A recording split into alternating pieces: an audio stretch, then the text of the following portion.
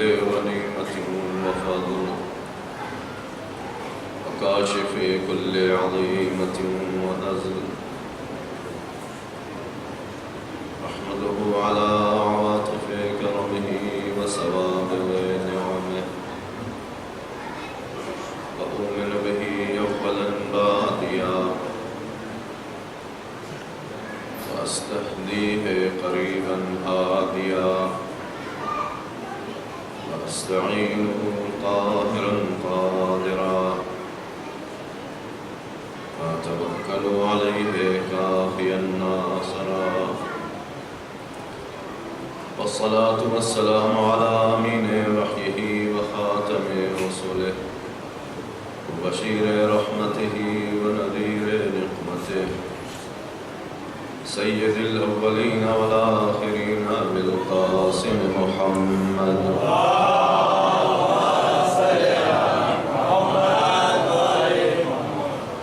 وعلى أهل بيته الطيبين الطاهرين المعصومين المظلومين الذين من والاهم فقد والى الله ومن عاداهم فقد عادى الله ومن أحبهم فقد أحب الله ومن أبغضهم فقد أبغض الله ولعنة الله على أعدائهم أعداء الله إلى يوم لقاء الله أما بعد فقد قال الله سبحانه وتعالى وقوله الحق أعوذ بالله من الشيطان الرجيم بسم الله الرحمن الرحيم إن ولي الله الذي نزل الكتاب وهو يتولى الصالحين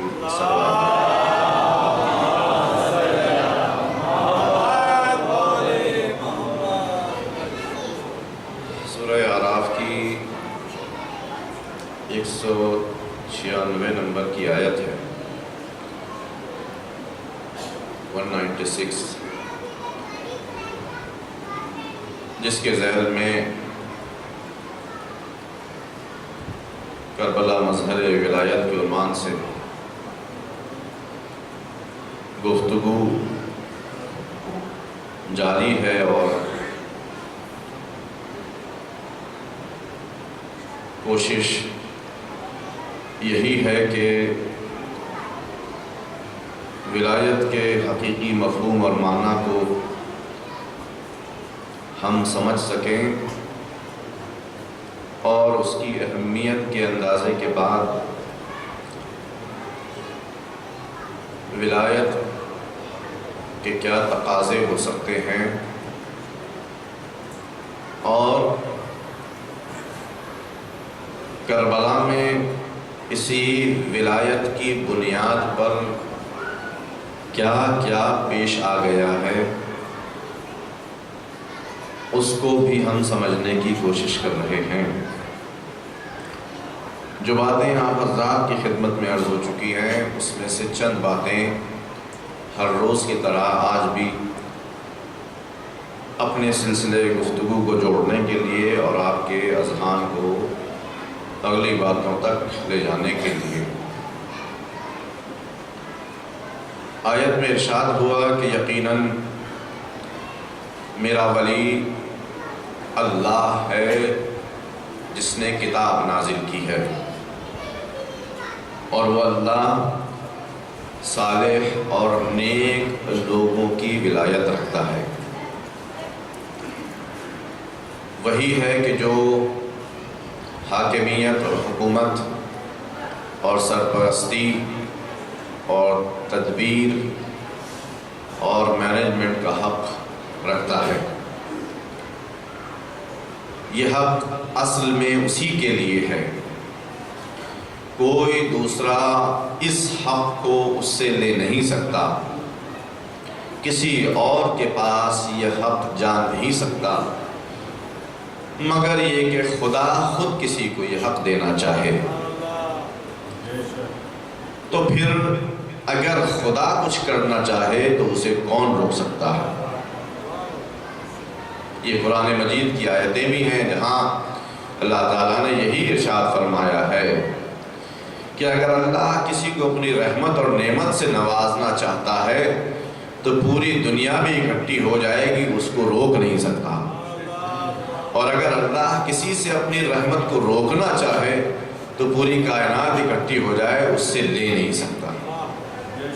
اس کا حق ہے، قدرت کامل اس کے پاس ہے، اور وہ اپنی مصلحت اور اپنی علم کے اعتبار سے، اپنے منشا کے اعتبار سے جسے چاہے یہ حق حاکمیت عطا کر دے، یہ ولایت اور سرپرستی عطا کر دے۔ لیکن جیسا کہ میں نے عرض کیا کہ اس ولایت کو بہت ہلکے میں لیا گیا ہے ابھی تک، اور ہو سکتا ہے آئندہ بھی لیا جاتا رہے۔ ولایت کی اہمیت کے سلسلے میں نے چند باتیں عرض کی ہیں آپ کی خدمت میں، کہ یہ کوئی عام سی معمولی سی چیز نہیں ہے کہ جس کے بارے میں ہم یوں ہی بہت ساری چیزوں کی طرح بالکل بے تکلفانہ انداز میں اور بہت آسانی کے ساتھ کچھ بھی کہہ دیں، کچھ بھی کر لیں، اور پھر آرام سے بیٹھ کر کے کہیں کہ ہم ولایت کے حامی بھی ہیں، ولایت رکھتے بھی ہیں، اور ہم ہی مولائی بھی ہیں۔ اس کے لیے مختلف دلیلیں دی ہیں، میں نے بس اشارہ کر رہا ہوں اپنی گفتگو کو آگے بڑھانے کے لیے، کہ ایک دلیل تو یہی ہے کہ اللہ تعالیٰ و تبارک نے اس ولایت کو اپنے لیے مخصوص کر کے رکھا، اور جب اس کا فیض ہم لوگوں تک پہنچانا چاہا تو پھر اس کو پہنچانے کے لیے اتنا خاص اہتمام کیا کہ اپنے کسی بھی رول اور قانون کو پہنچانے کے لیے وہ اہتمام نہیں کیا، اتنا خاص اہتمام کیا۔ اللہ کی جانب سے آنے والا ہر رول اہم ہے اپنی جگہ پر، ہر قانون اہم ہے اپنی جگہ پر، اس لیے کہ وہی مالک حقیقی ہے، اور اس کی طرف سے آنے والا ایک کلمہ بھی ہمارے لیے سب سے زیادہ اہمیت کا حامل ہونا چاہیے۔ لیکن جب خود خالق کائنات یہ کہے کہ ان تمام چیزوں کا دار و مدار اس ایک ولایت کے اوپر ہے، تو پھر ہمیں سب کو اپنے کان کھڑے کر لینے چاہیے کہ یہ ایسی کون سی چیز ہے کہ ہر چیز کا دار و مدار اسی کے اوپر ہے۔ نہیں، ہم اپنی بات نہیں کرتے کہ ہمارے نماز کا دار و مدار اس کے اوپر ہے، ہمارے روزے کا دار و مدار اس کے اوپر ہے، توجہ کیجیے گا، ہماری زکوٰۃ کا دار و مدار اس پر ہے، ہمارے صدقے کا دار و مدار اس پر ہے، ہمارے جہاد کا دار و مدار اس پر ہے، ہمارے نظر و نیاز کا دار و مدار نہیں۔ ہم تو بہت خاک پا بھی نہیں ہو سکتے جب رسول ختمی مرتبت کی رسالت کا دار و مدار اس پر ہے، پھر ہم کیا ہیں؟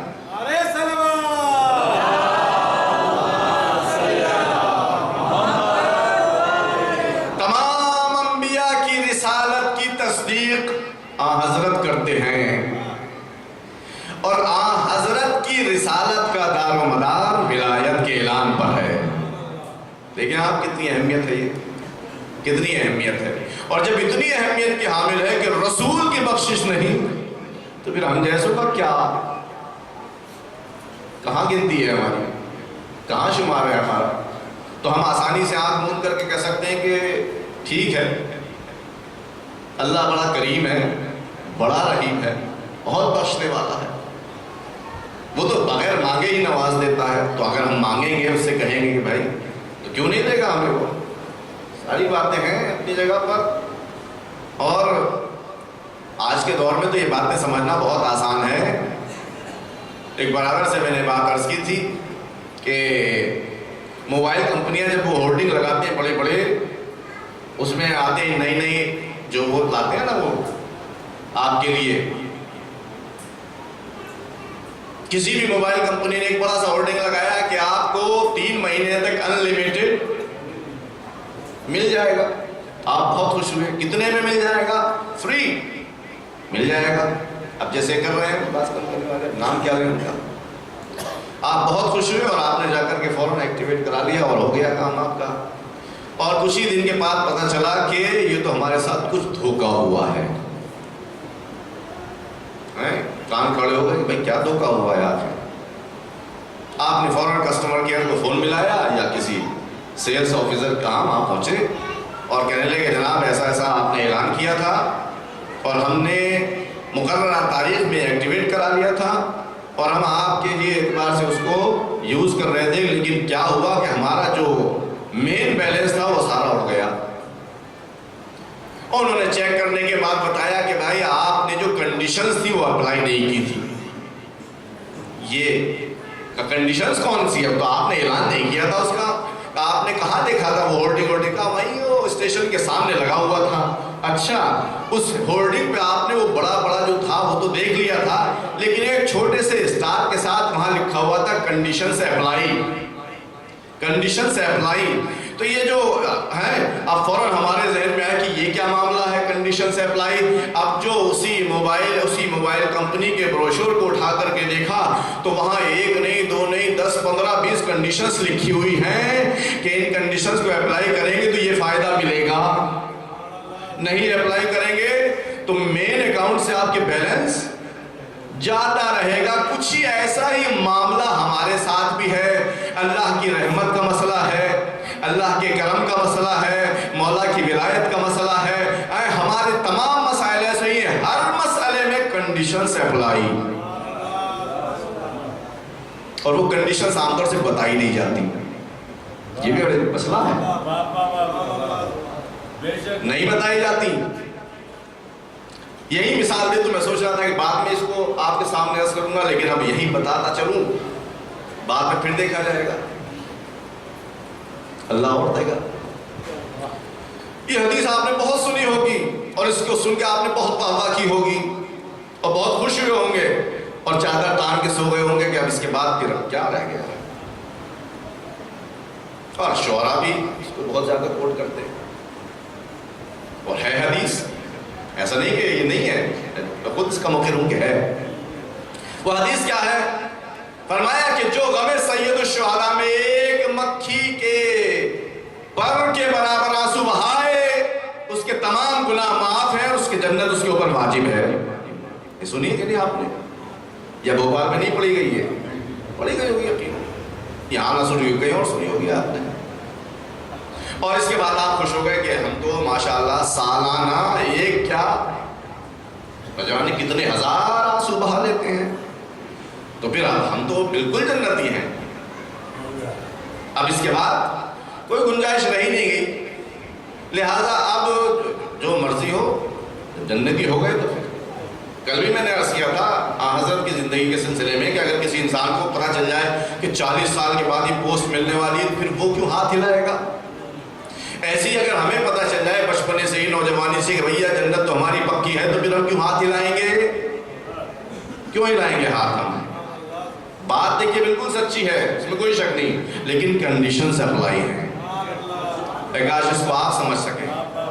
کنڈیشن سپلائی ہے، آدھی بات ہے، آدھی بات ہے، یہاں تک یہ بات صحیح ہے جو بھی غم سید الشہداء میں ایک مکھی کے پر کے برابر نہیں، اس سے بھی کم کی بات میں عرض کرتا ہوں آپ کے سامنے، وہ بھی آپ نے سن رکھی ہے۔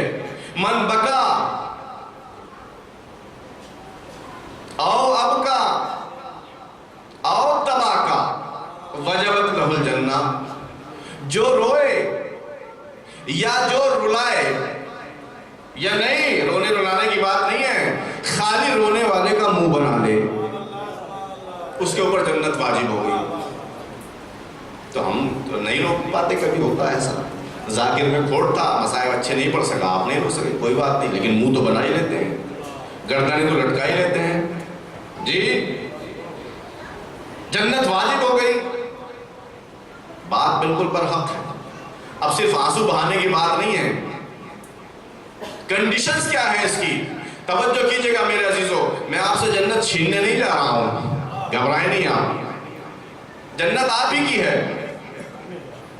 جو جنت غم حسین میں رونے پر، آنسو بہانے پر، منہ بنانے پر مل رہی ہے وہ آپ ہی کی ہے، لیکن کنڈیشنز اپلائی ہیں۔ کیا ہے وہ کنڈیشنز؟ توجہ کیجئے گا، آپ نے آنسو بہایا یا نہیں بہایا، آپ نے غم حسین میں منہ بنایا، جنت واجب ہو گئی۔ واجب جو ہوئی ہے، گناہ جو معاف ہوئے ہیں تو ابھی تک کے لیے تو ہوئے ہیں، توجہ کیجیے گا میرے عزیزو، کاش میں اس بات کو آپ کے ذہنوں تک پہنچا سکوں۔ جو آپ نے یا میں نے گناہ کیے ہیں 13 14 15 سال کی عمر سے لے کر کے آج 30 40 50 سال 60 سال کی عمر تک، میں اس وقت رویا میرے سارے گناہ معاف ہو گئے۔ اب تو جب میں گناہ سے پاک ہو گیا تو جنت تو آٹومیٹکلی واجب ہو ہی جائے گی، واجب ہو گئی جنت۔ لیکن اب اس کے بعد دیکھیں، بر بنائے عادت ہی صحیح، ہماری عادت تو یہ ہے کہ جو ہم کرتے چلے آئے ہیں وہی کرتے رہیں گے، چاہے جنت 1000 بار ہم پر واجب ہو جائے۔ ابھی یہاں سے جنت لے کر اٹھے نہیں تھے کہ دوبارہ سے وہ چھن گئی۔ کیوں؟ جن گناہوں کی بنیاد پر جنت سے ہم دور ہو رہے تھے وہی گناہ پھر کرنے لگے، اور جنت میں کسی گناہگار کی انٹری ہرگز نہیں ہو سکتی۔ صلوات بھیجیں محمد و آل محمد پر۔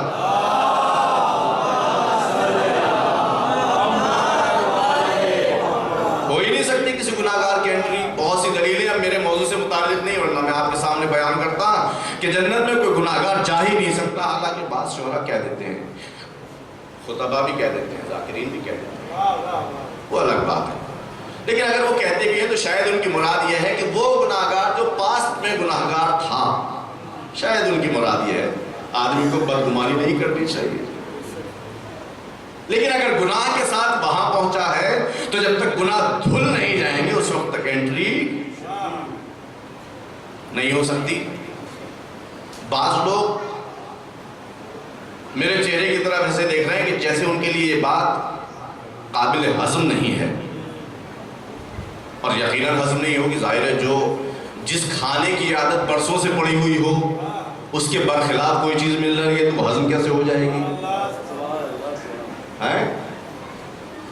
تو میں اپنی جیب سے کچھ کہوں تو میرا قصور ہے بھائی، لیکن اگر قرآن مجید کی آیت میں آپ کے سامنے پڑھ دوں تو پھر تو انشاءاللہ آپ مان ہی لیں گے۔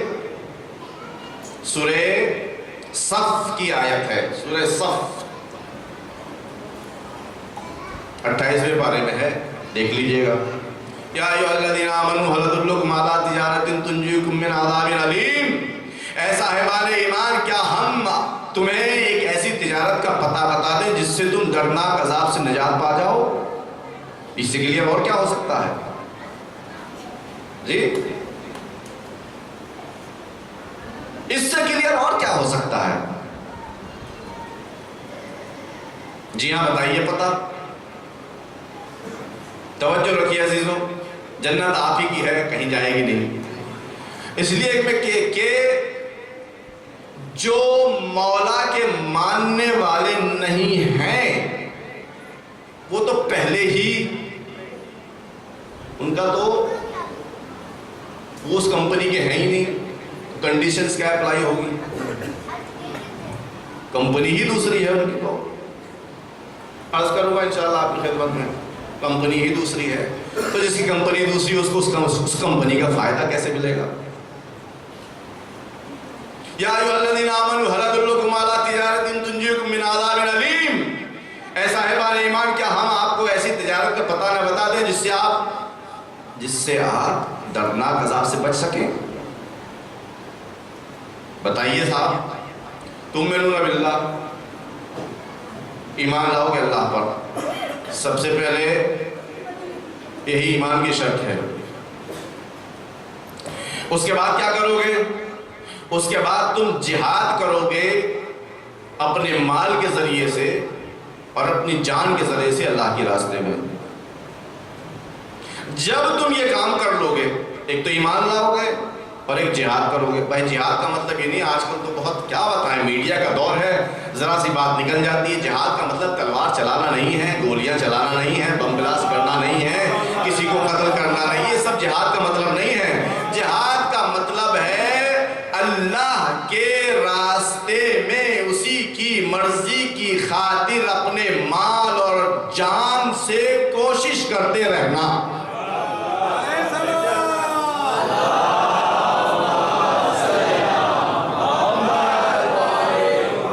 دیکھیے کتنا فرق ہو جاتا ہے۔ اگر کہا جائے جہادی، وہ کیا تصویر سامنے آتی ہے، لیکن اگر جہاد کا مطلب کیا ہوا؟ جہاد کا مطلب یہ کہ آپ اپنی جان اور مال کے ذریعے سے اپنے پورے وجود کے ذریعے سے اللہ کے راستے میں ہمیشہ کوشش کرتے رہیں، جب جیسا موقع ہو۔ مثال کے طور پر اس وقت ضرورت ہے کچھ والنٹیئرز کی۔ اس وقت مثال ہے، اس مجلس اعزا کو صحیح طریقے سے مینیج کرنے کے لیے کچھ والنٹیئرز کی ضرورت ہے۔ تو اب یہاں پیسہ خرچ کرنے کی تو ضرورت نہیں ہے، اپنے باڈی سے، اپنے دماغ سے، اپنے دل سے اس مجلس اعزا کو تقویت پہنچانے کی ضرورت ہے۔ اگر خلوص کے ساتھ اس مجلس اعزا کو قائم کرنے میں، باقی رکھنے میں کوشش کرو گے، یہی جہاد کہلائے گا۔ صلوات پڑھیے محمد و آل محمد پر۔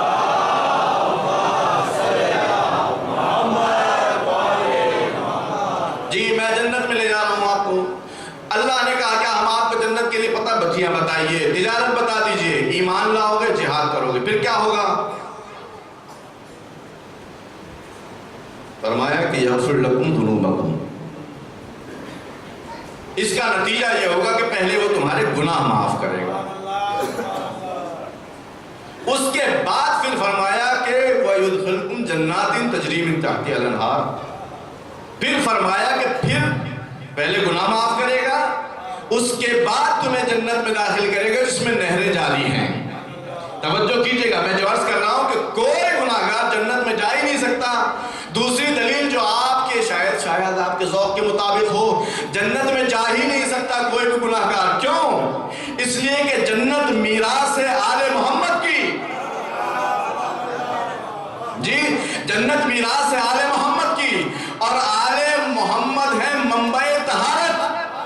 توجہ کیجئے گا، وہ ہے منبع پاکیزگی، وہ ہے مصدر پاکیزگی، ساری پاکیزگیاں وہیں سے چلتی ہیں، وہیں پہنچتی ہیں، اور گناہ ہے آلودگی، پلیدگی، ناپاکی، تاریکی۔ تو اگر کسی انسان کے وجود میں ناپاکی موجود ہے تو وہ کیسے آل محمد کے پاس پہنچ سکتا ہے؟ صلوات بھیجئے محمد و آل محمد پر۔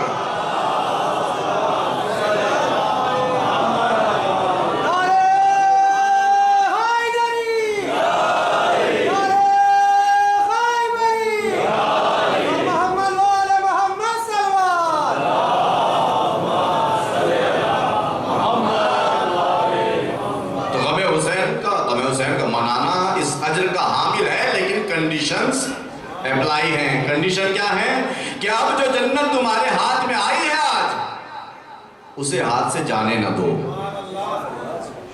جو گناہ معاف ہوئے ہیں دوبارہ سے وہ نہ کرو، تب تو بات ہے۔ اور انشاءاللہ مصائب میں اس کی طرف آپ کے اشارہ کروں گا، تبھی تو فائدہ ہے، تبھی تو حسینی کہلاؤ گے، تبھی حسینی بن پاؤ گے۔ تو ولایت کے ساتھ بھی کنڈیشنز ہیں۔ یہ نہیں کہ ہم دم بھرتے رہے کہ صاحب ہم بہت ولایت ہے، اور ولایتی کی فیملی کا لفظ ہے وہ مولائی جو کہا جاتا ہے، کہ بڑے مولائی ہیں۔ کتنے بڑے مولائی ہیں؟ جتنی بڑی زلفیں اتنے بڑے مولائی۔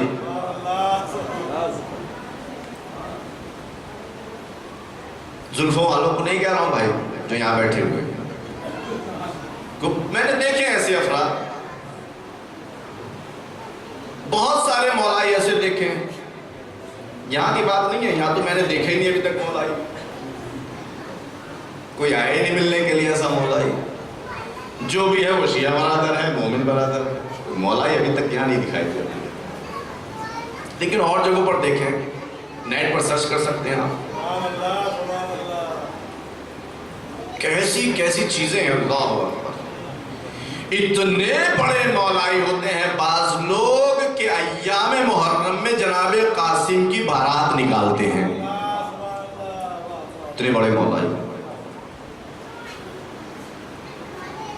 آپ نے دیکھا ہوگا یقیناً بارات، اور خالی بارات نہیں ہے اس میں، ظاہر ہے کہ جب بارات نکلی تو بارات کی طرح سے نکل رہی ہے نا، وہ اس میں ڈانس بھی ہے، میوزک بھی ہے، ناچنے والے بھی ہیں، گانے والے بھی ہیں، اور ساری چیزیں ہیں اس میں۔ ایام محرم کی بات ہے، اتنے بڑے ہیں۔ اور اگر ان کے سامنے اگر میری یہ بات پہنچ گئی تو اگلے سال تک آپ کے پاس پتہ چل جائے گا کہ یہ مولانا جو آئے تھے یہ بھی بلیک لسٹڈ ہو گئے۔ اگر یہ بات پہنچ گئی تو اب پہنچ سکتی ہے، کوئی مسئلہ ہی نہیں ہے۔ اب تو آپ کو معلوم ہے ذرا صلوات پڑھتے ہوئے تھوڑا تھوڑا آگے تشریف لے آئیے، زحمت نہ ہو تو آپ کو.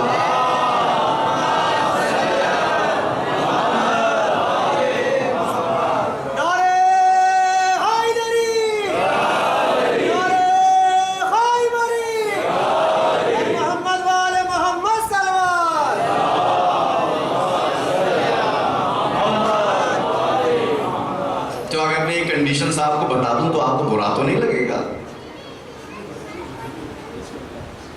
کھلے گا تو نہیں آپ کو کہ لو اب تک تو اتنے سارے مولانا لوگ آئے، ذاکر خطیب آئے، انہوں نے یوں ہی فری میں جنت بانٹ کے چلے گئے، اب ان کو پتہ نہیں کیا ہوا ہے کہ یہ انہوں نے ایسی کنڈیشنز رکھ دی کہ اب ان کنڈیشنز کو اپلائی کرنا ذرا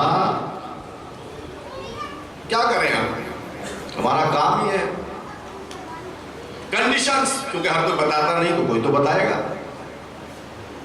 کنڈیشنز اپلائی ہیں. میں نے عرض کیا آپ کی خدمت میں، جنت آپ کی پکی ہے مولا حسین کے اوپر رونے پر. گناہ آپ کے معاف ہیں، کتنے ہی گناہ ہوں، ریگستان کے ریت کے دانوں کے برابر بھی آپ کے گناہ ہیں تو معاف ہیں. کتنے ہی گناہ آپ نے کیے ہوں تو معاف ہیں. گناہ معاف ہوئے تو جنت واجب ہو جائے گی. لیکن کنڈیشنز اپلائی ہیں، جو گناہ معاف ہو گئے انہیں بھلا دو جیسے ہوئے ہی نہیں تھے. جیسے ہوئے ہی نہیں تھے، جو کچھ ہوا ہی نہیں تھا، بالکل ویسے ہی کہ جیسے معصوم بچہ کسی بھی گناہ کی طرف متوجہ نہیں ہوتا ہے مگر یہ کہ ہم خود اسے متوجہ کرائیں، ایک الگ مسئلہ ہے. وہ بالکل ویسے ہی پاک صاف ہو جاتا ہے انسان جب سید الشہداء کے غم میں مغموم ہو کر کے فرش اعلیٰ سے اٹھتا ہے اور اس پر جنت واجب ہو جاتی ہے.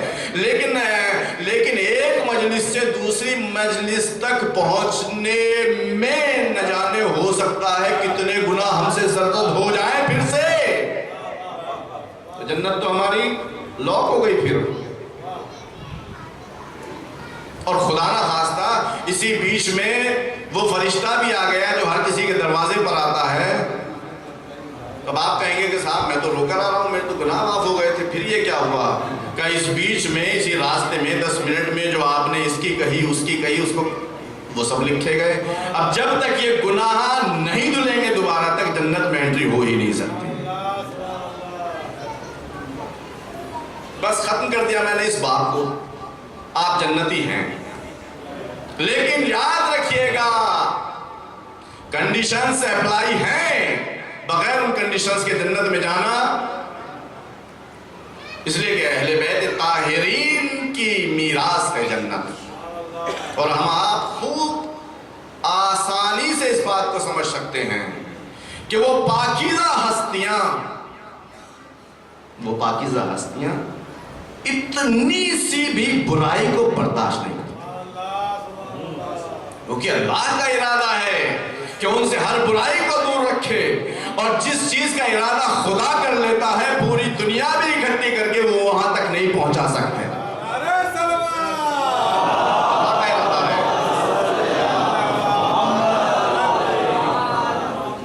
تو آیت آپ کو پتہ ہی ہے، انما یرید اللہ لیذھب عنکم الرجس اہل البیت ویطہرکم تطہیرا.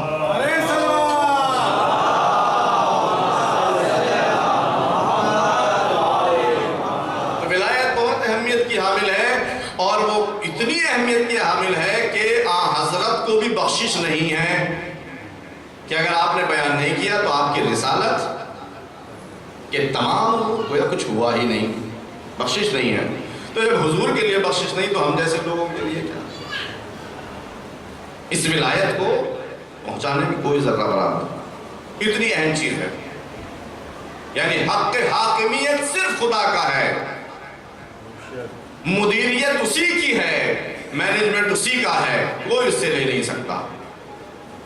اسی لیے روایت میں آیا، بہت آرام سے آپ کے سامنے عرض کر دینا چاہتا ہوں. یہ بھی اسی طرح کی روایات ہیں جو بہت خوش کرنے والی ہیں.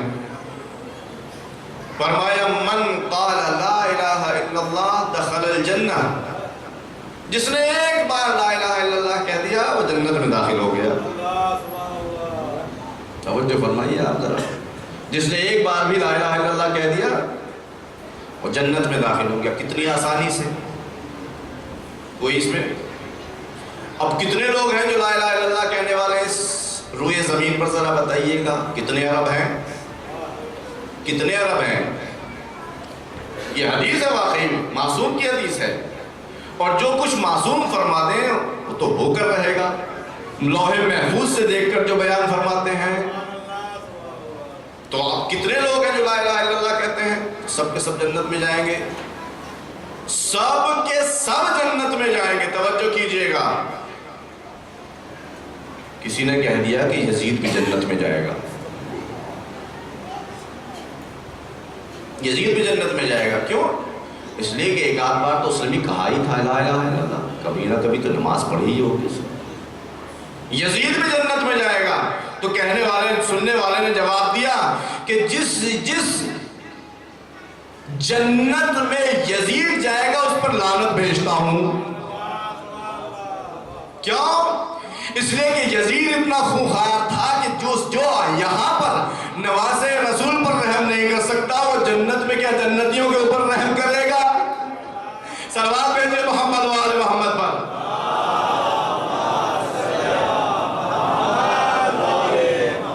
ہم اس جنت میں جائیں گے نہیں جس میں یزید جائے گا، اس کو مبارک ہو، وہ جانے۔ تو کتنا آسان سا نسخہ ہے کہ من قال لا الہ الا اللہ دخل الجنہ، جس نے بھی ایک مرتبہ لا الہ الا اللہ کہا وہ جنت میں داخل ہو گیا۔ اب کوئی روک سکتا ہے کسی کو جنت میں جانے سے؟ نہیں روک سکتا، لیکن مسئلہ کنڈیشنز کا ہے۔ ہمارے جیسے لوگ رہے ہوں گے جس نے یہ سنا کہ اچھا، فوراً آ گیا وہ امام محمد باقر علیہ السلام کے پاس۔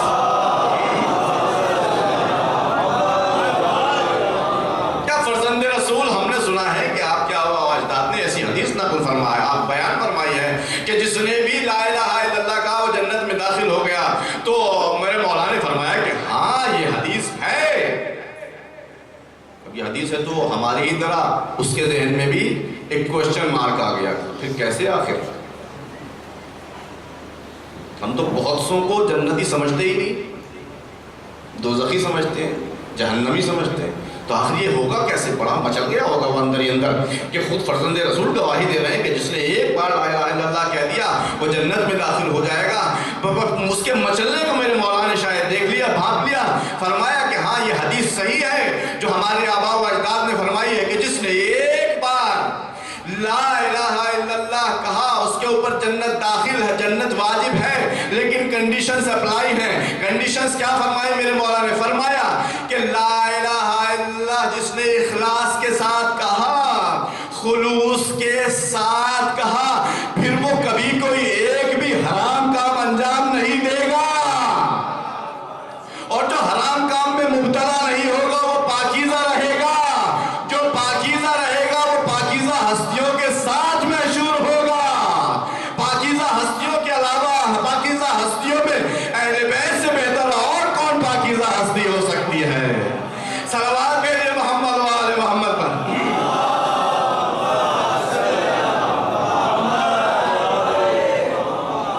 ایک مرتبہ لا الہ الا اللہ کنڈیشن بتا دی میرے مولا نے کہ جس نے ایک بار لا الہ الا اللہ کہا، یعنی اس نے خدا کی وحدانیت، یکتائیت، اس کی توحید، اس کے مدیر و مدبر ہونے، اس کے حاکم ہونے کا اقرار کر لیا، اور جب اقرار کر لیا تو اب اس نے یہ طے کر لیا کہ چاہے میرے سر و تن میں جدائی ہو جائے میں کسی کے سامنے سر نہیں جھکاؤں گا، کسی کے سامنے سر نہیں جھکاؤں گا، چاہے نوٹوں کا انبار لگا ہو سر نہیں جھکاؤں گا، بڑی سے بڑی پوسٹ ہو سر نہیں جھکاؤں گا، کوئی بڑے سے بڑا آدمی میرے سامنے آ جائے سر نہیں جھکاؤں گا۔ اگر میرا سر جھکے گا تو بس اسی کے سامنے جو لائق تسبیح و تحلیل ہے۔ صلوات بھیجے محمد وآل محمد پر۔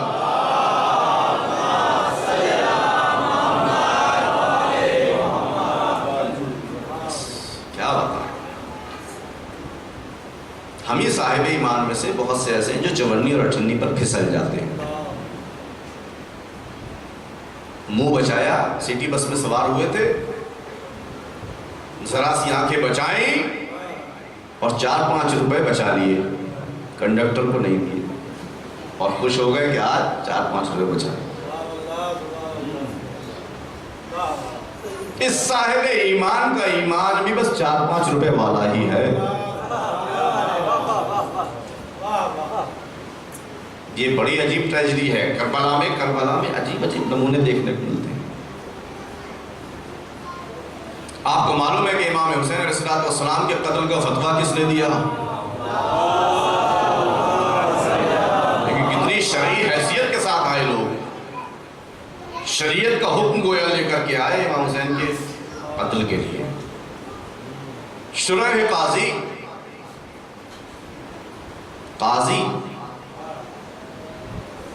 شرح قاضی چیف جسٹس، کوئی چھوٹا موٹا بھی قاضی نہیں۔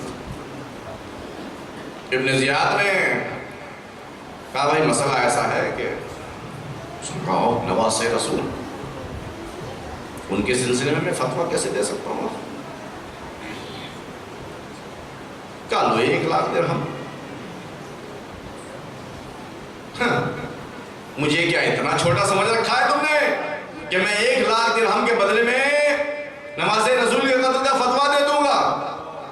1 لاکھ اور بڑھا دیے دو بھائی۔ کہا نہیں، ہرگز نہیں، 1 لاکھ اور بڑھا دیے، 1 لاکھ اور بڑھا دیے، یہاں تک کہ لکھا ہے کہ 1 ملین درہم اس نے لے لیے۔ اور جب 1 ملین یعنی 10 لاکھ درہم اس کے سامنے آ گئے، اس کی آنکھوں میں چمک آ گئی درہموں کی، تب اسے حق دکھائی دینا بند ہو گیا۔ اور جب حق دکھائی دینا بند ہو گیا تو اس نے فتویٰ لکھ دیا کہ جو بھی یزید کے خلاف خروج کرے اس کا قتل واجب ہے۔ شرح قاضی نے کتنے درہم لیے؟ 10 لاکھ درہم۔ درہم یعنی سونے کا سکہ، جو ہر سکہ 4-5 گرام کا ہوا کرتا تھا۔ اب ذرا حساب لگا لیجئے آپ، اگر آپ پاس کیلکولیٹر ہے، کہ 10 لاکھ 4-5 گرام کے حساب سے لگا لیجئے سکے کتنے پیسے کے بیٹھیں گے۔ اور جب اتنے پیسے کے بیٹھیں گے تو ذرا اپنے دل پر ہاتھ رکھ کے سوچئے گا کہ اگر اتنے ہی درہم، اتنے نہیں 1 لاکھ درہم ہمیں ملنے لگے کہ ولایت علی کو چھوڑ دو تو ہمارا حال کیا ہوگا؟ کتنے ہم میں ایسے ہیں جو اس ولایت پر ثابت رہیں گے؟ آپ کہیں گے مولانا صاحب یہ تو ہے بھائی نہیں، ایسا تو ہو ہی نہیں سکتا، اس لیے کہ اس ولایت کی اہمیت کو ہم جانتے ہیں۔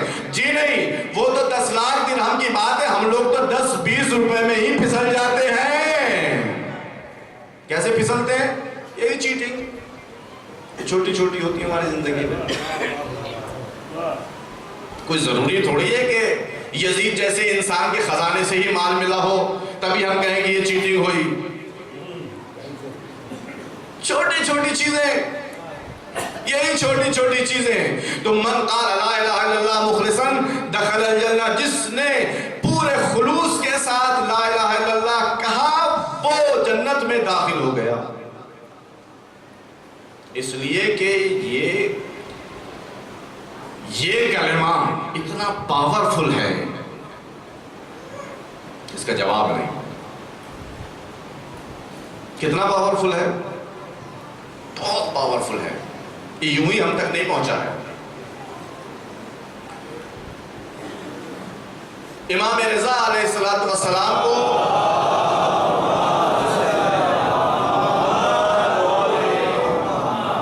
مامون نے مدینے سے طوس بلا لیا۔ طوس یعنی آج کے مشہد کا علاقہ، اس زمانے میں طوس بلا لیا۔ اس کی جو بھی سیاست تھی، جو بھی چالیں تھی، جو بھی تھی، وہ سب اپنی جگہ پر ہے۔ تو میں سب کو اگر بیان کرتے لوں تو ظاہر وقت نہیں ہے اور میرے موضوع سے ریلیٹڈ بھی نہیں ہے۔ میں تو ولایت کو آپ کے سامنے پہنچانا چاہتا ہوں۔ بلا لیا اس نے، اور جو لینے کے لیے گیا تھا اس سے کہا کہ دیکھو ان کو ایسے علاقوں سے نہ لانا کہ جہاں شیعہ آباد ہیں، ان علاقوں سے لانا جہاں غیر شیعہ ہیں۔ وہ اپنے ضامن ناقص میں سمجھ رہا تھا کہ بھائی یہ غیر شیعہ علاقوں سے آئیں گے تو کوئی پرسان حال ان کا نہیں ہوگا، کوئی پوچھنے والا نہیں ہوگا۔ اور ایک ایسے علاقے سے گزارا گیا کہ جہاں سے اسلام کے بڑے بڑے محدث نکلے ہیں، اور اس علاقے کا نام ہے نیشاپور۔ بڑے بڑے اسلامی اسکالرز وہاں سے نکلے، پرانے زمانے سے لے کر آج تک۔ نیشاپور سے گزارا گیا، اور جیسے ہی لوگوں کو پتا چلا کہ نیشاپور بھی شہر میں سے نہیں نکالا گیا، کاٹ کے بائی پاس سے نکالا گیا، لوگوں کو پتا چلا کہ رسول کے خاندان کا ایک شخص یہاں سے گزر رہا ہے. رسول کے سب دیوانے متوالے، سب نے سوچا کہ اس سے بہتر اور کیا ہو سکتا ہے، ایک فرزند رسول کی زیارت ہو جائے گی. سب نے اجتماع کر لیا، وہاں سب اکٹھا ہو گئے. وہاں کسی نے کہا 4000 لوگ، کسی نے کہا 10,000 لوگ اکٹھے ہو گئے، شاید اور بھی زیادہ اکٹھے ہو گئے. وہاں پہنچ گئے سب کے سب. کس کی زیارت کے لیے؟ 8ویں امام کی زیارت کے لیے. مجمع اکٹھا ہو گیا. جو ساتھ میں فوجی تھے وہ گھبرانے لگے کہ یہ کیا ہو گیا. پتہ چلا کہ سب کے سب غیر شیعہ ہیں. اطمینان ہو گیا کہ چلو کوئی مسئلہ نہیں. جس مرکب کے اوپر، جس اونٹ کے اوپر حضرت سوار تھے، اس کے چاروں طرف بھیڑ ہی بھیڑ ہے. آپ تصور کریں کہ کوئی بھی شیعہ نہیں، سارے غیر شیعہ حضرات. اور اس کے بعد سب نے اجتماع کر کے فرمایا فرزند رسول، کیا آپ ہمارے اوپر یہ مہربانی فرمائیں گے کہ اپنے جد سے کوئی روایت نقل فرما دیں؟ اپنے جد سے کوئی روایت نقل فرما دیں. فرزند رسول نے بھی فوراً موقع کی نزاکت کو سمجھتے ہوئے اپنے کجاوے میں سے اپنا چہرہ انور باہر نکالا. اور چونکہ ظاہر ہے کہ 10,000 لوگوں کی بھیڑ ہے، تو اس زمانے میں کوئی مائک وائک تو ہوتا نہیں تھا کہ سب تک آواز پہنچ جائے. لہٰذا مقرر کیا، ایسے مقرر کیا گیا کہ کچھ لوگ یہاں، کچھ لوگ وہاں، کچھ لوگ وہاں، اس طرح کے جو حضرت فرما رہے ہیں وہ سب تک آواز پہنچ جائے. اسی طرح سے چین بنا دی گئی. اب اس کے بعد حضرت نے فرمایا، کیا فرمایا؟ سمعت من ابی ان ابی ان ابی ان ابی وان ابی وان جدی الحسین ان ابی علی ابن ابی طالب ان رسول اللہ وعن اللہ عز و جل، کہ میں نے سنا اپنے والد محترم سے، انہوں نے اپنے والد بزرگوار سے، انہوں نے اپنے والد معظم سے، انہوں نے اپنے پدر بزرگوار سے، انہوں نے اپنے پدر بزرگوار سے، انہوں نے اپنے دادا حسین ابن علی سے، حسین ابن علی اپنے والد علی سے، علی نے اپنے پیغمبر رسول خدا سے، اور رسول خدا نے سنا کس سے؟ خدا سے.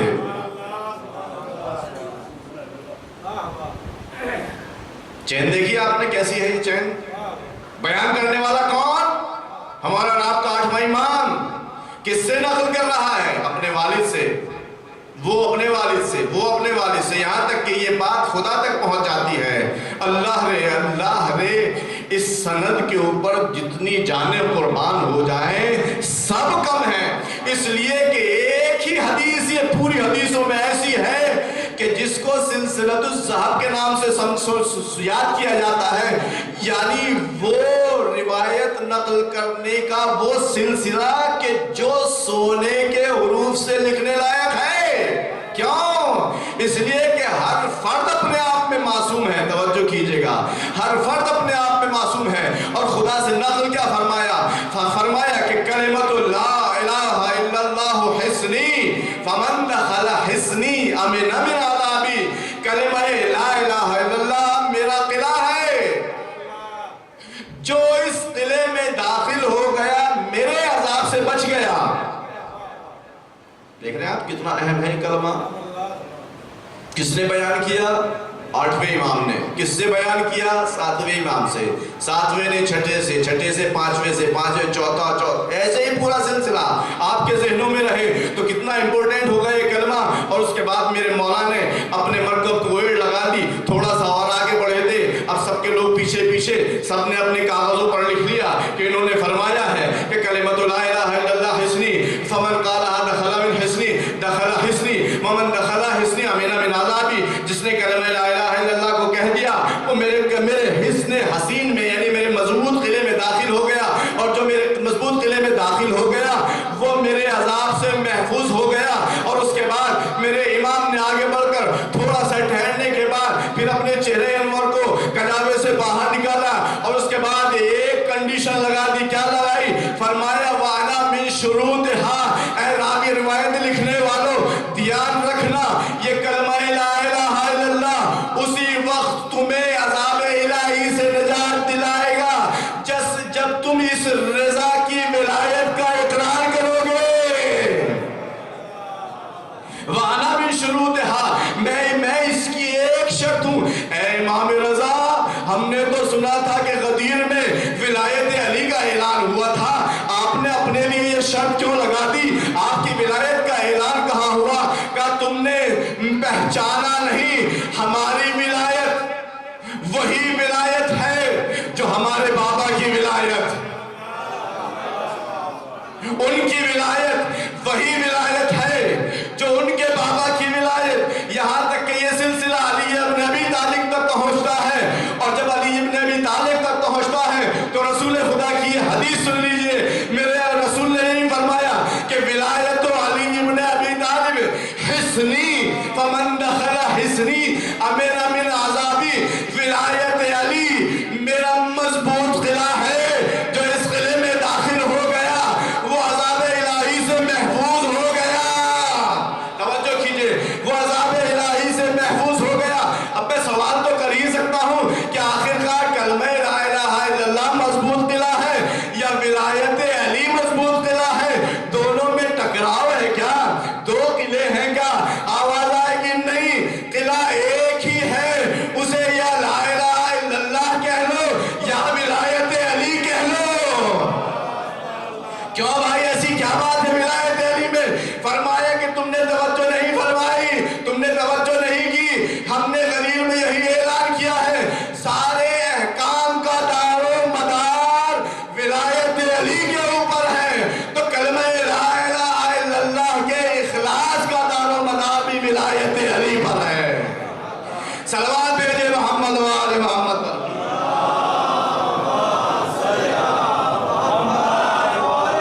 اور جب حدیث اتنی بہترین ہو،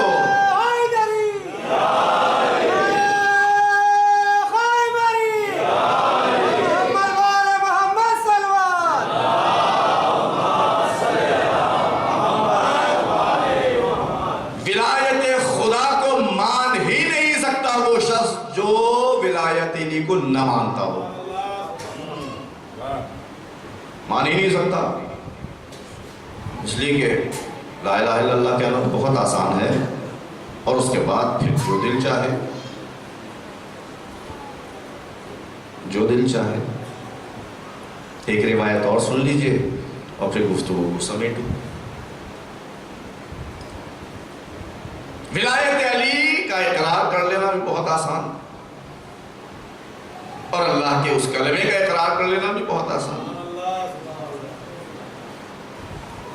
اب ظاہر ہے کہ جو باتیں ہمیں اچھی لگتی ہیں وہ تو بہت جلدی پھیل جاتی ہیں نا، اور یہ آج ہی کا مرض نہیں ہے، یہ آج ہی کی بیماری نہیں ہے، ہمیشہ سے بیماری رہی ہے، معصومین کے زمانے سے بھی یہ بیماری رہی ہے۔ جیسا کہ میں نے عرض کیا آپ کے سامنے، کہا ہے فرزند رسول جس نے لا الہ الا اللہ کا وہ جنت میں داخل ہو جائے گا، ہاں داخل ہو جائے گا، مگر اس کے لیے کنڈیشن یہی ہے۔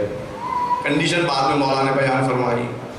تو کتنا اچھا لگتا ہے اگر کوئی کہے کہ لا الہ الا اللہ، خالی لا الہ الا اللہ کہنے سے جنت میں داخل ہو جائے گا، کچھ کرنا بھی نہیں ہے، کوئی خرچہ بھی نہیں، کوئی زحمت نہیں، کچھ نہیں، کوئی تکلیف نہیں، نہ سردی گرمی، کچھ نہیں، جو مرضی آئے کرے۔ لیکن جب میرے مولا نے کنڈیشن بتا دی تو پھر ذرا محسوس ہوا کہ یہ لا الہ الا اللہ کہنا ہر کسی کے بس کی بات نہیں ہے۔ اس لا الہ الا اللہ کو وہی کہہ سکتا ہے جو ولایت علی کا اقرار رکھتا ہو۔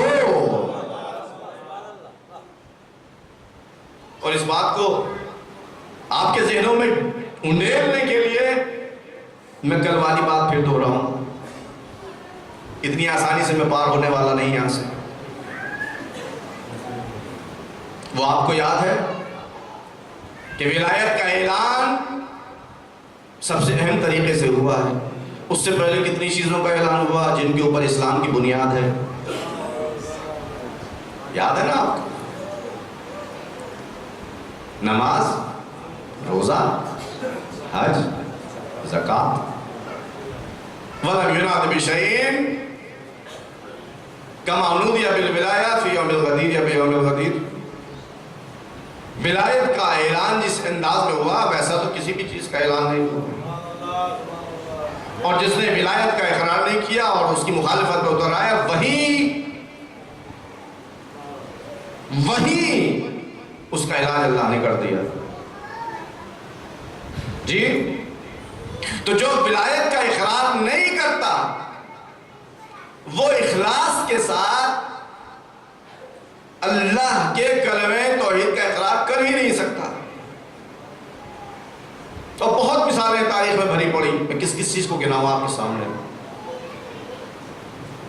تو ایک شخص آیا اور آنے کے بعد کہنے لگا یہ حدیث ہمارے رات کے آقا اور مولا حضرت امام جعفر صادق علیہ السلام سے نقل ہوئی ہے.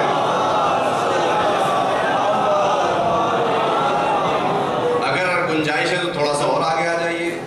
ہے گنجائش ویسے یہاں بھی ہے ادھر بھی ہے، پیچھے لوگ وہاں بیٹھے ہوئے ہیں ایسے ہی. ایک اور صلوات پڑھ دیجئے محمد و آل محمد پر.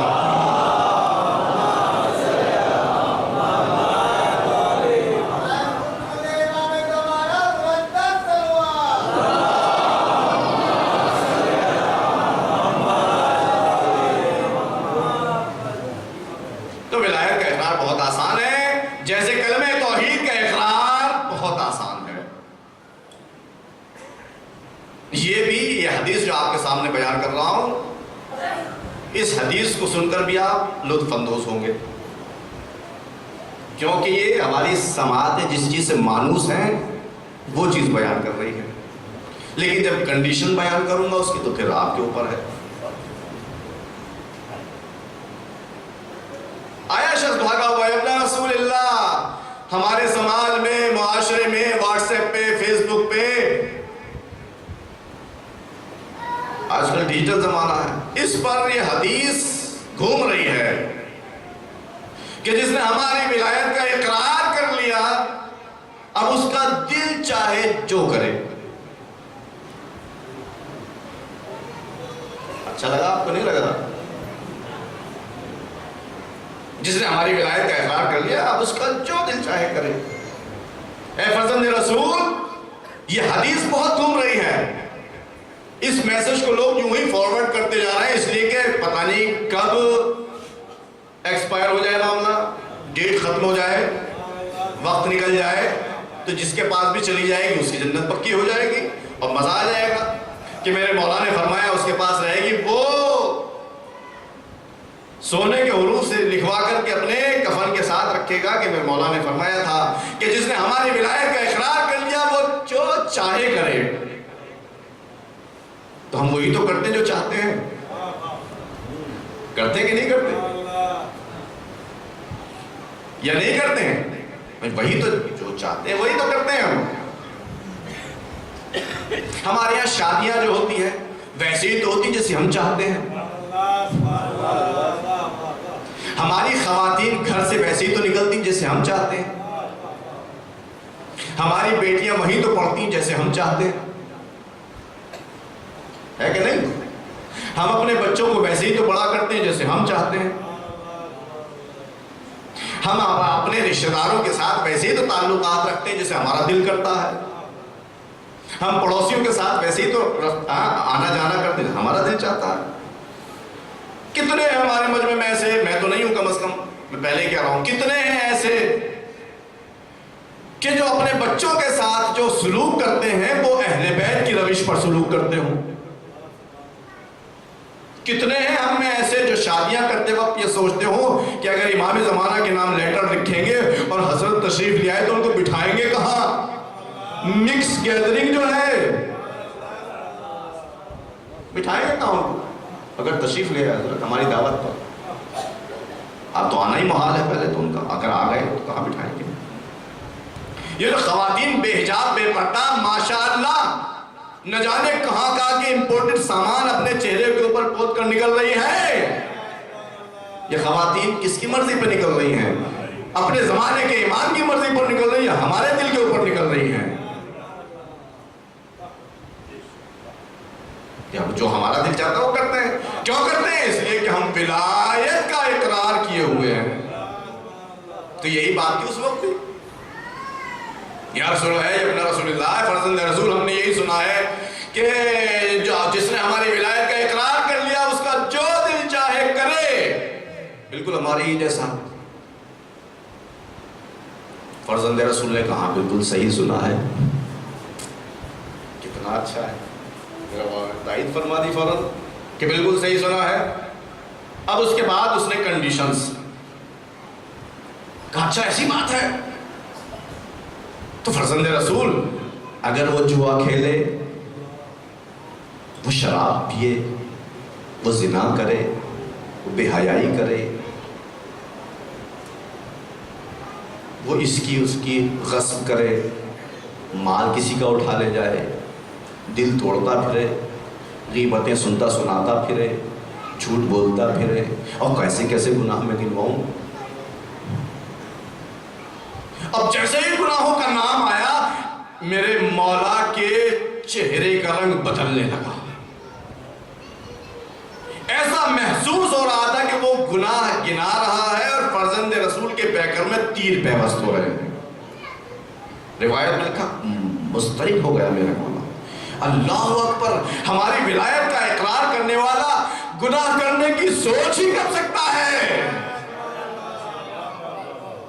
اور اگر اس نے سوچی بھی ہے تو اس گناہ کو ہماری طرف منسوب کیسے کر سکتا ہے کہ ہماری ولایت کا اقرار کرنے کے بعد گناہ کر کے کہے کہ میں تو اپنے مولا کی ولایت کا دم بھرتا ہوں۔ صلوات بھیجیے محمد و آل محمد پر۔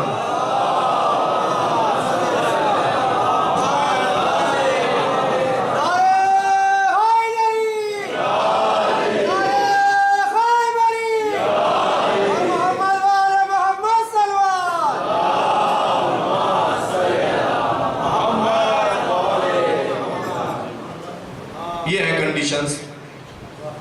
آدھی باتیں آپ نے بہت سنی ہوں گی ولایت کے سلسلے میں، خاص طور سے، اور بھی بہت سارے ٹاپکس ہیں ایسے۔ اب ولایت کا ہم نے دم بھرا اور ہم خوش ہو گئے، اور اس کے بعد جو ہم نے چاہا وہ کیا۔ بھائی ایسا کیوں کر رہے ہو؟ بھائی آپ سے کیا مطلب، ہم تو مولا کے چاہنے والے ہیں۔ اب چاہیں تو شب عاشور کچھ بھی کریں، روز عاشور کچھ بھی کریں، ہم یہ تھوڑی دیکھتے ہیں کہ ہمارے مولا نے روز عاشور کیا کیا تھا۔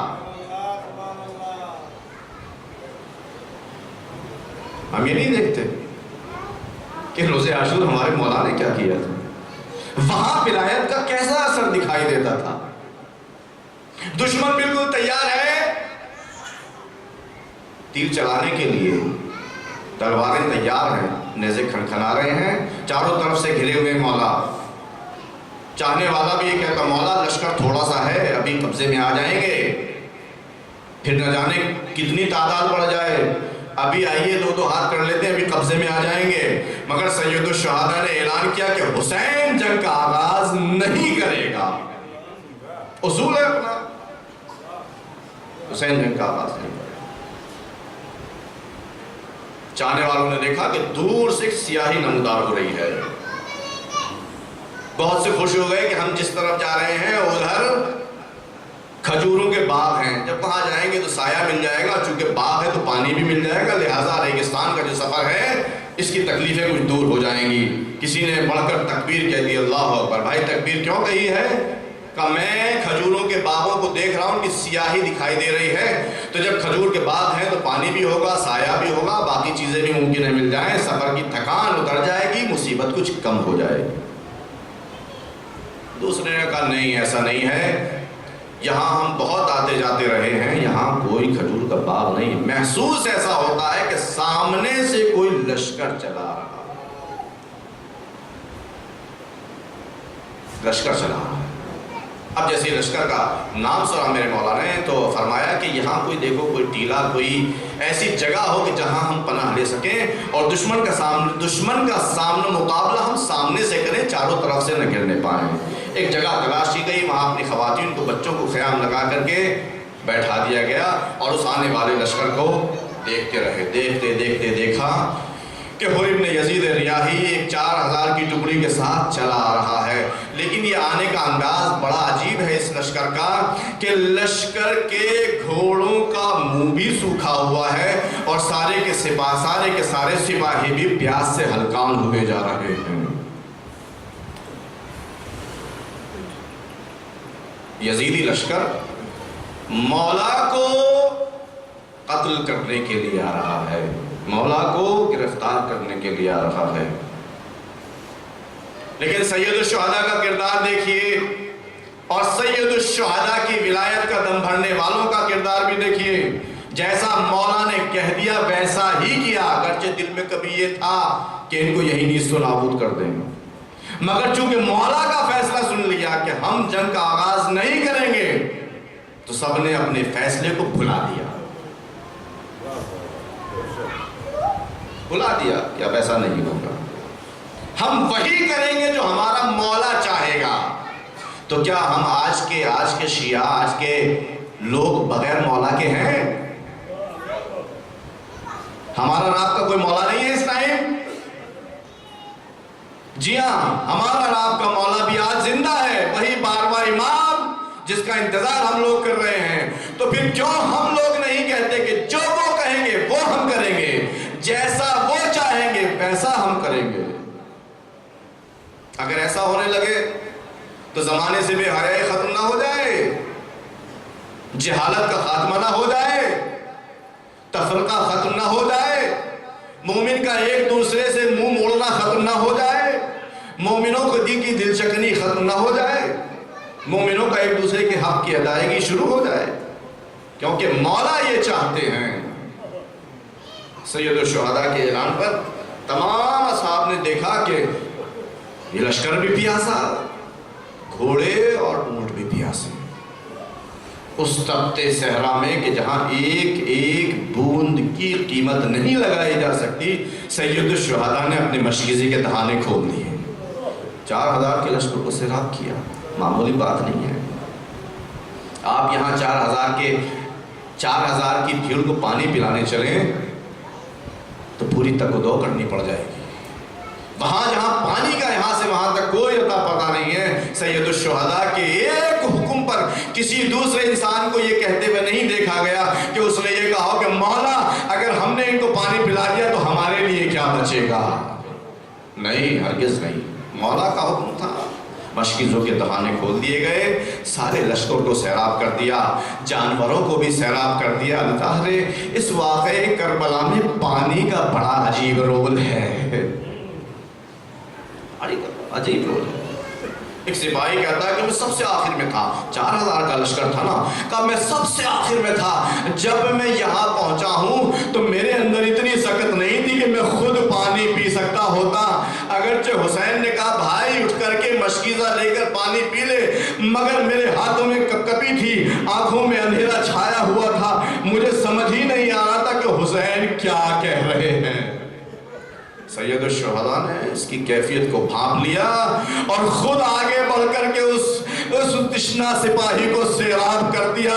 اللہ نے کم سے کم یہی سپاہی اس بات کا پاس و لحاظ رکھ لیتا کہ کل جب حسین روز عاشوراء یہ کہہ رہے ہوں گے کبدی ارے میرا جگر پیاس سے جل رہا ہے، تو ایک گھونٹ ہی صحیح پانی پلا دیتا۔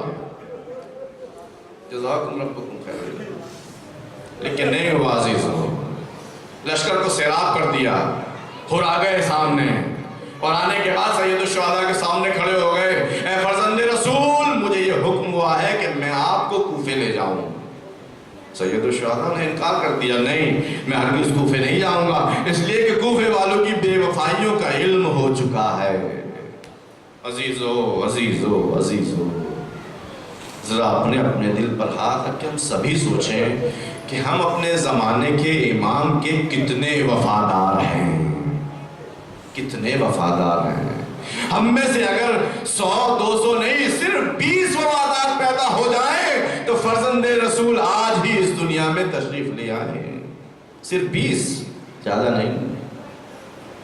اگر ہم ان کے واقعی وفادار ہو جائیں، ویسے ہی وفادار جیسے حسین کے وفادار تھے۔ اور آ گئے، سامنے کھڑے ہو گئے، گفتگو ہوئی، تکرار ہوئی۔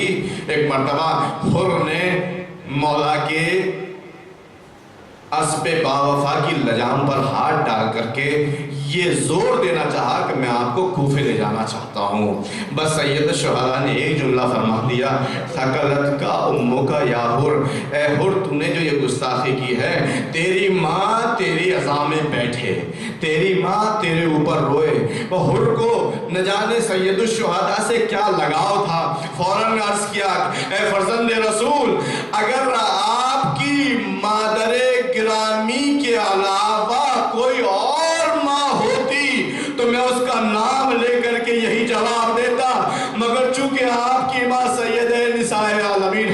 تو میں یہ جسارت نہیں کر سکتا. اتنی معرفت ہے حر کو, اتنے حق کو پہچانتا ہے. شاید یہی معرفت تھی جس نے حر کو یزیدی سے حسینی بننے پر مجبور کر دیا. اللہ اکبر. روز عاشور نزدیک ہو گیا. حر کے خیمے میں بے چینی کا عالم دیکھا جا سکتا ہے عزیزو. حر ادھر جاتے ہیں ادھر جاتے ہیں. ایک مرتبہ بسر سعد کے پاس پہنچے اور پوچھا کہ یہ بتا کہ کیا تو واقعی حسین سے جنگ کرنا چاہتا ہے؟ تصور کیجئے عزیزو حر کی کیا کیفیت ہو رہی ہے. بسر سعد نے کہا ہاں میں جنگ ایسی کروں گا کہ سر و تن میں جدائی ہو جائے گی, شانے کٹ جائیں گے, جسموں کو پاش پاش کر دیا جائے گا. اب جو حر نے یہ ارادہ بھانپ لیا کہ ہاں جنگ ہونی ہے, تو جنگ کے ڈر کی وجہ سے نہیں, اس وجہ سے کہ حسین کے ساتھ کیا گستاخی کی ہے. حر کے بدن میں راشا طاری ہو گیا, ہاتھ پیر کانپنے لگے. ارے میں نے یہ کیا غضب کر دیا, رسول کے نواسے کو نرے یادہ میں گھیروا دیا. جزاکم ربکم خیر الجزا. اور اس کا بیان کیا حر نے, اور بیان کرنے کے بعد بس اپنے آپ کو خطا کار گناہگار محسوس کرنے کے بعد اس نے پکا ارادہ کر لیا کہ میں حسین کی طرف جا رہا ہوں, اس لیے کہ جو یزید کی طرف کھڑا رہے گا وہ یقیناً جہنمی ہے. حسین کی طرف چل دیے, حسین کے پاس پہنچے. ادھر حسین نے حر کا کتنا اچھا استقبال کیا عزیزو. توجہ کیجئے گا, ایک جملہ آپ کے سامنے عرض کر کے اور مسائل کو تک میں پائے تکمیل تک پہنچانا چاہتا ہوں. جو انسان بھی اپنے مولا کی خوشنودی کے لیے پوری دنیا کو ٹھوکر مار کر مولا کی طرف آ جاتا ہے, خود مولا اس کے استقبال کے لیے آگے بڑھ جاتے ہیں. اے زمانے والوں, حر سے سیکھ لو, پوری دنیا کو ٹھوکر مارو, اپنے آقا اور مولا کی مرضی کے مطابق چلنا سیکھو. حر آگے بڑھے آگے بڑھے, ادھر حسین بھی آگے بڑھے. کیا دیدار رہا ہوگا, ایک خطا کار انسان نادم و پشیمان ہو کر مولا کی خدمت میں پہنچتا ہے, اپنے آپ کو حسین کے قدموں میں ڈال دیا. اے فرزند رسول, اتنا بتا دیجئے کیا میرا گناہ معاف ہو سکتا ہے؟ اجرکم علی اللہ. حسین نے حر کو اپنے گلے سے لگا لیا اور فوراً فرمایا حر تمہارا گناہ معاف ہے, اللہ نے بھی معاف کر دیا, اور تم دنیا میں بھی آزاد ہو اور آخرت میں بھی آزاد ہو. ہونا تو تھا ہی, گناہ جو بخش دیے گئے ہیں میرے عزیزو. اللہ اکبر. حر سے تھوڑی دیر بھی برداشت نہیں ہوئی, فوراً مولا سے اجازت طلب کر دی. اے میرے مولا, سب سے پہلا ہی میں انسان ہوں جس نے آپ کے اور آپ کے خانوادے کے لیے اذیت و تکلیف کا سبب بنا ہے. اب سب سے پہلے مجھے اجازت دیجئے تاکہ میں اپنی شہادت پیش کر سکوں. لو عزیزو, حر ابھی تھوڑی ہی دیر آئے تھے کہ چل دیے, میدان میں گئے, رجز پڑھا, دشمنوں سے جنگ کی, ایک ایک آتے رہے, حر کے سامنے نہ ٹک سکے. عمر سعد نے وہ چال چلی, چاروں طرف سے حر کو گھیرا گیا, تیروں کی بارش ہوئی. ایک تیر ایسا بھی آیا جو حر کی پیشانی پر لگا, حر کی پیشانی سے خون بہنا شروع ہوا. حر کو شاید چکر آنے لگے, سنبھل نہ سکے, زمین کربلا پر آئے, آواز دی السلام علیک یا ابا عبداللہ. جو انسان حر کی طرح اپنے آپ کو سید الشہداء سے وصل کر دے, اس کے لیے سید الشہداء کیسا اہتمام کرتے ہیں. تڑپتے ہوئے حر کے سرانے پہنچے. اللہ اکبر. حر کو تڑپتا ہوا دیکھا. اب یہاں سید الشہداء نے حر کے سر کو اپنے زانوں پر رکھا اور فرمایا حر تم نے اپنی وفاداری کا اعلان کر دیا. جیب سے ایک رومال نکالا, حر کے سر سے پیشانی سے تیر کو نکالا, بہتے ہوئے فوارے خون کو بند کیا. حر کی آنکھیں بند ہونا چاہتی ہیں, خدا حافظ کرنا چاہتے ہیں حر. بس اتنا ہی عرض کر سکتا ہوں, حر تم نے اپنی شہادت پیش کر دی, اس دنیا سے سرخرو ہو کر چلے گئے, مگر یہی حسین ہے جو ابھی چند گھنٹوں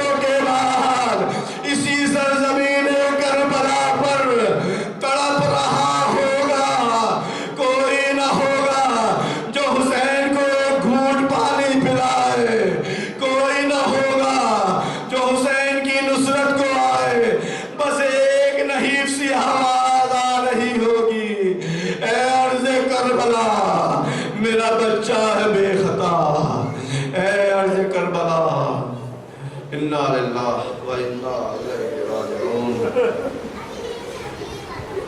رضا بقضائہ و تسلیما لامرہ الا لعنۃ اللہ علیکم ماتم